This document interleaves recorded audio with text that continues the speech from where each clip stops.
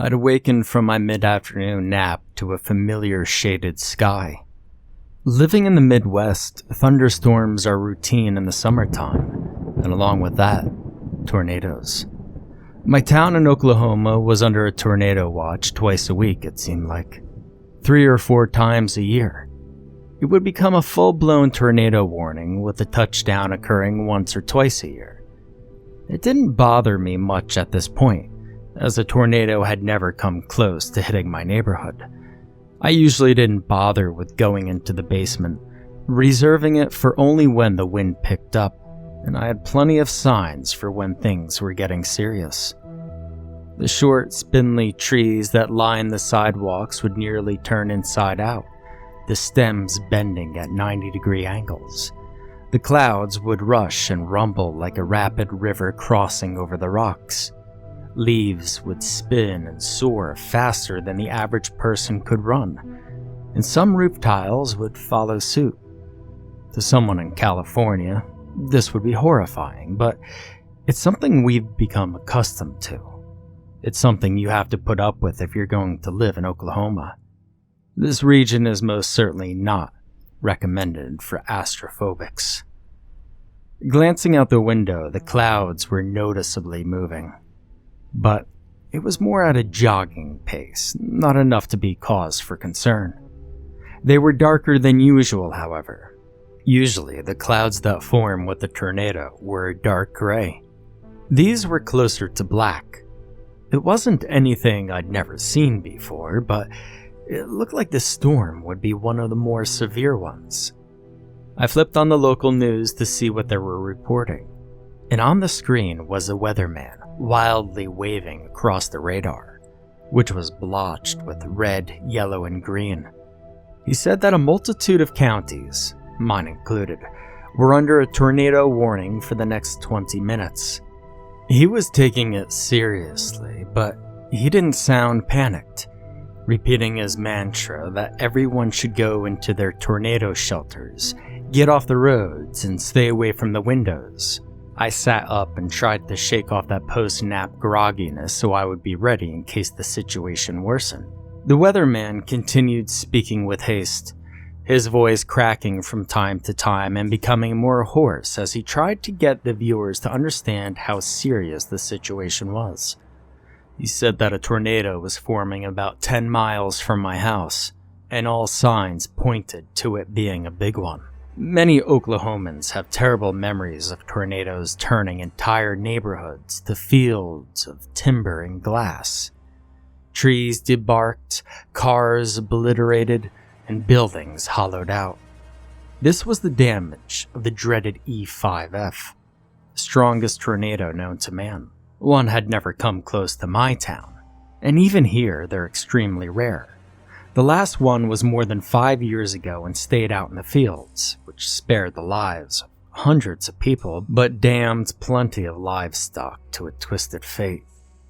Looking back outside, the trees were beginning to sway, the branches waving up and down and leaves beginning to fall onto the street.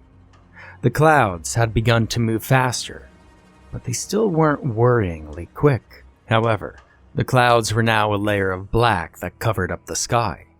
One would think it was nightfall, but instead, it was the hand of God preparing to lash out at the planet. The multicolored collage that was the radar was mostly red at this point, a signal of a severe thunderstorm. The forecaster had pointed at a large hook near the middle of it, where the clouds had wrapped around the air itself. That was the tornado. The concentration of nature's worst instincts, a relentless funnel of destruction. He asked the news chopper to find it as soon as they could, so that the viewers could see what was heading their way. The pace of the clouds outside was rising with each second, the puffballs flowing like smoke from a burning building. I knew that this was only going to get worse, and that this tornado, even if it was still miles away, had the potential to destroy everything it touched. The feed cut to the helicopter's camera, and it revealed a horrific wide black sheet that had dropped from the sky and swelled to nearly a mile wide. It was incredibly fast as well, and had gotten within 2 miles of my home. The twister was worse than anything any weatherman could ever imagine.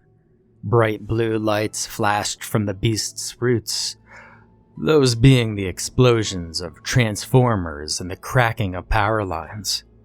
The weatherman was starting to panic, tripping over his words and a lump forming in his throat. He said that anyone who was even close to this thing must take shelter immediately. If they didn't, they would surely be killed. The EAS alert system played over the audio, the scrolling text reading what I already knew. The National Weather Service Doppler radar has issued a tornado warning for southwestern Oklahoma. A large and deadly tornado was spotted on the ground at 3:34 p.m. Take shelter immediately in a basement or interior room with no windows. This is a potentially life-threatening situation. Seek shelter now. Looking back outside, the clouds were at full trot. The trees were starting to flip over like an umbrella caught in the wind, and leaves and twigs filled the grass and the driveways. The light flickered and the TV lost reception. And I'd seen enough. And I especially didn't want to see the tornado destroy everything I know. I grabbed the flashlight, a battery-powered radio, some water, and charged into the basement. I had a blanket and some pillows there just in case this happened, as they would protect me from the flying debris. I went under the stairs, the blanket over my head, a pillow against my back, and another held against my stomach. I could now hear something different, something that wasn't the high winds from a thunderstorm. It was like thunder, but it didn't stop rumbling. The earth shook beneath me, the house vibrating as the explosion continued to crawl out. Typically, tornadoes are said to sound like a freight train, but this was no freight train. The closest thing I can equate this to would be a meteorite breaking through the atmosphere. The shaking became worse and worse to the point of it being an outright earthquake. Tools from the workbench fell to the floor, the metal clanging and bouncing. The small window at the top of the basement popped open, and the rumbling was just as loud as a jet engine. I held the pillows closer like a child clinging to a teddy bear. What tornado could do this? The roaring was so loud that my ears started to ring. The whole house creaked from the horrific shaking, nails falling to the floor and support beams folding inward. The quakes were so violent that my eyesight blurred, like being bounced on my father's knee as a baby. I heard my neighbors' homes imploding as they were sucked into the vortex and shredded to pieces, and I felt the blanket pull away from me as the air was sucked out of the room. And I looked up one last time, and even from beneath the blanket, I could see outside the window. The monstrous thing was black, completely and utterly black. It swirled ferociously, wildly, like a whip being looped around, preparing to reach out and strike. It looked like a dam that moved across the ground and sucked up everything in its vicinity. It was a wedge tornado, a sign of an EF4 or EF5. The tornado seen in the cheesiest disaster movies brought to life. I curled myself into a ball like a hedgehog, knowing that this could be my end. If I wasn't sucked out into the massive clouds, I would be pummeled by debris. And if I wasn't pummeled by debris, the house would collapse on top of me. And even if the house didn't collapse on top of me, I would surely be injured badly enough that I'll bleed to death alone from within the wreckage. I held the pillow tighter, veins showing on my wrists, the pillow on my back crunched to a slab, my eyes closed just as tightly. My death warrant had been signed. The roof tiles clapped as they were ripped from their glue. The wood underneath crashed and cracked as the support beams gave way, and the timber became one with the wind. I heard the front of the house make sort of a chainsaw-like sound as it was quickly peeled off, and seconds later, the floor above me exploded, leaving me totally exposed.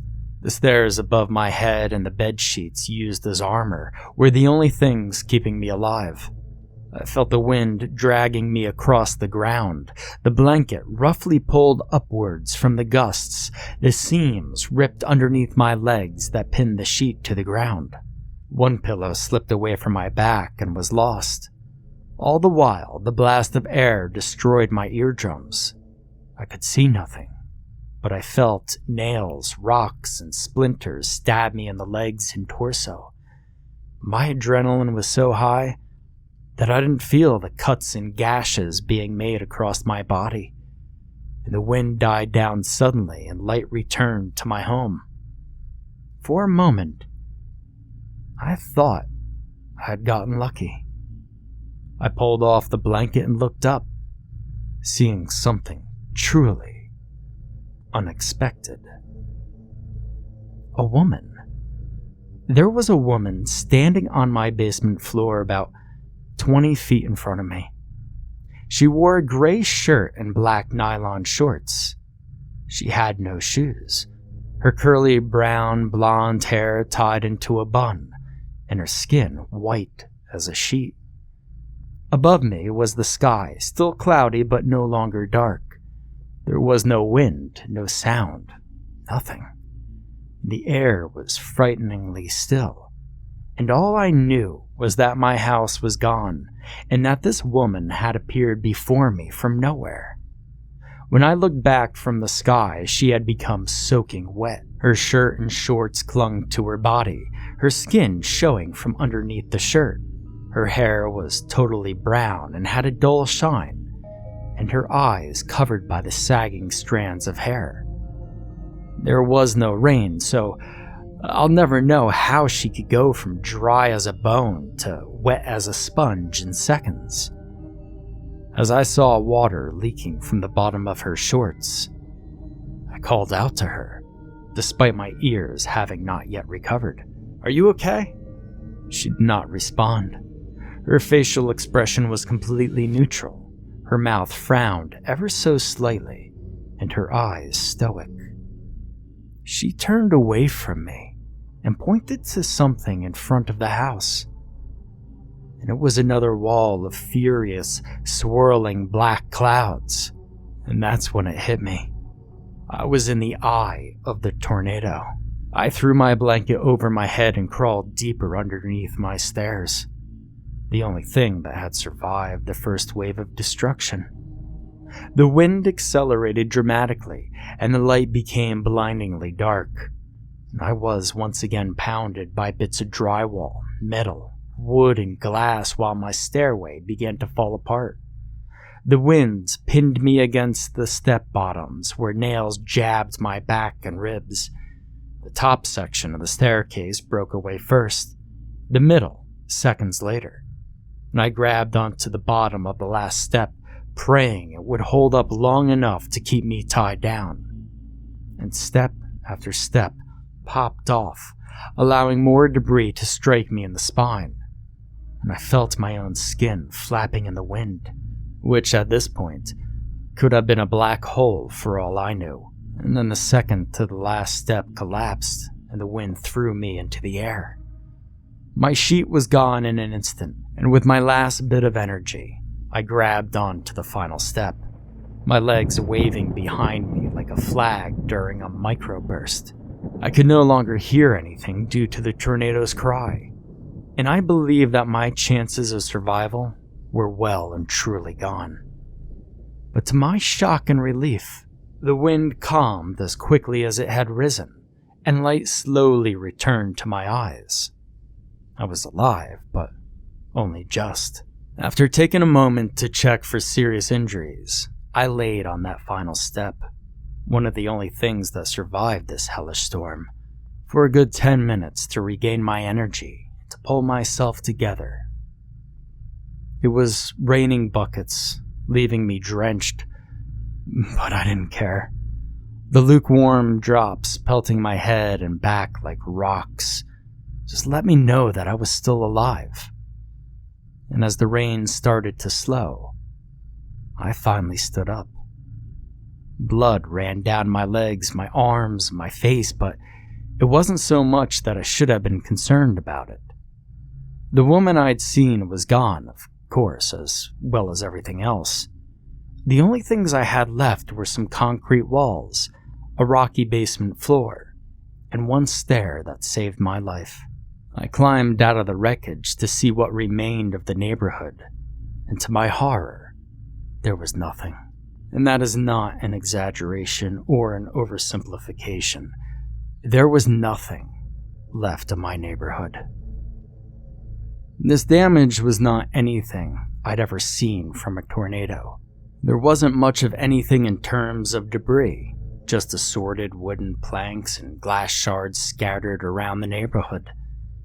There were no houses, only outlines from where they had once stood, and worst of all, tornado shelters with nobody in them.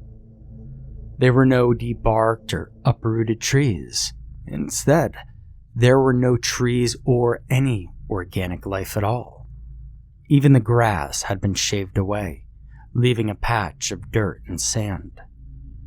The asphalt from the driveways and streets were crushed, cracked, and littered with massive potholes. There were no cries for help or people climbing out of their shelters, quivering from their near-death experience. And I later learned that I was the only survivor in my neighborhood. This was not an EF4 or an EF5 tornado. No, this was much, much worse.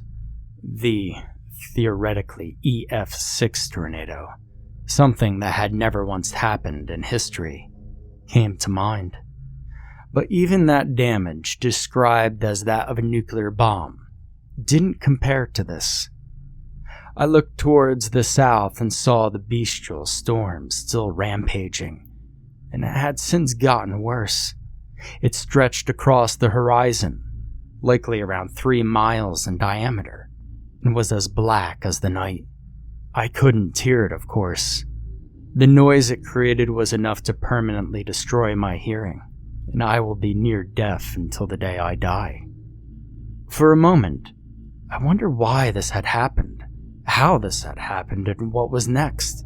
I then noticed something about the tornado's clouds and the way they twisted around one another. It seemed to form a face. And when I looked closer, I saw it was the face of the woman I had just seen in my basement. Whether it was an angel of mercy or an angel of death, or maybe even Mother Nature herself, I don't know. But I was the only remaining survivor, and I did see that woman in my basement.